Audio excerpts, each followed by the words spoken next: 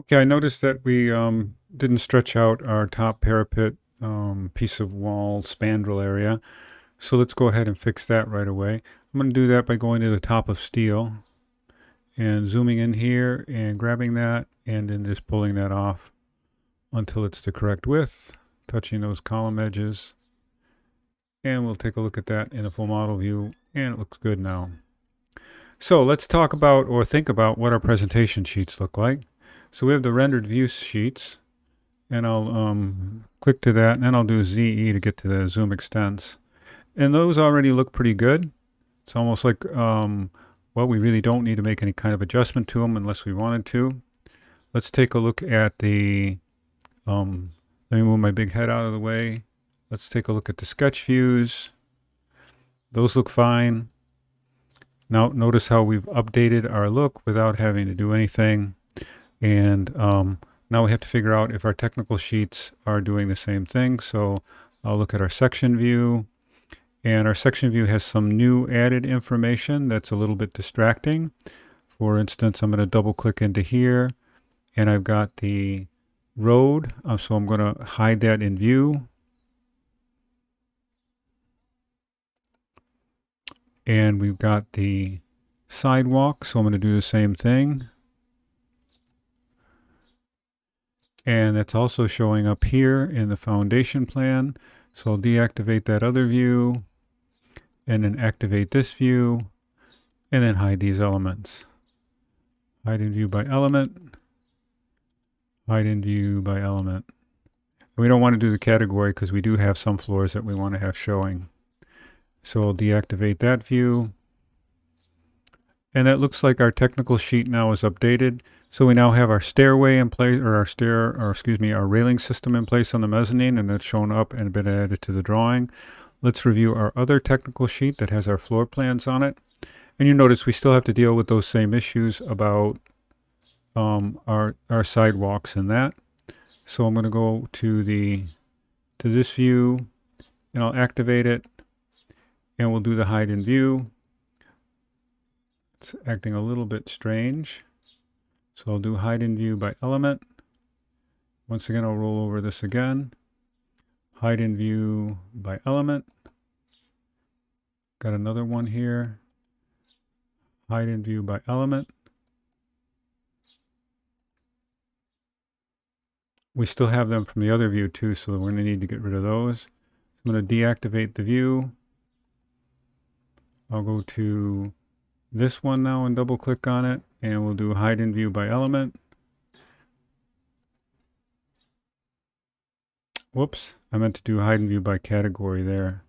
Control Z, because that's all of the curbs. Hide in view by category. This one will be hide in view by element because it's a floor. We have, I think we're pretty well covered there. So I'll deactivate that view.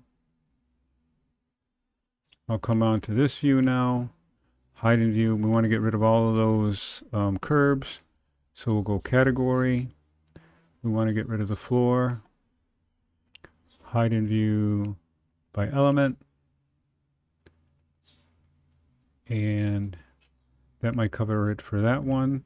So deactivate that view. Click into this one. And we want to hide in view by element. That's the slab. So I'll hide in view by category.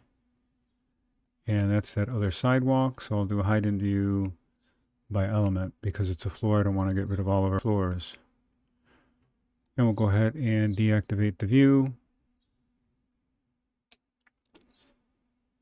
We've still got something going on here. So let's see what we've got. Hide in view by element since it's a floor. And I'll deactivate the view. And now everything's starting to look pretty good here. We've got our new stairway in place now on our first floor. We can look at our front elevations and see that we've added our doors and our railing systems. We can see our awning just peeking out over there in that elevation. And our foundation looks pretty good. Everything's showing up there. and our first floor looks good. So our series of 4 drawings looks great. So let's go ahead now and go to File, Export, PDF, and we'll use that same set 1. We can review it to make sure that they're all there in the same order. We'll select that, and we want to make sure that we save it somewhere that makes sense for us. And I just need a minute to navigate to that point.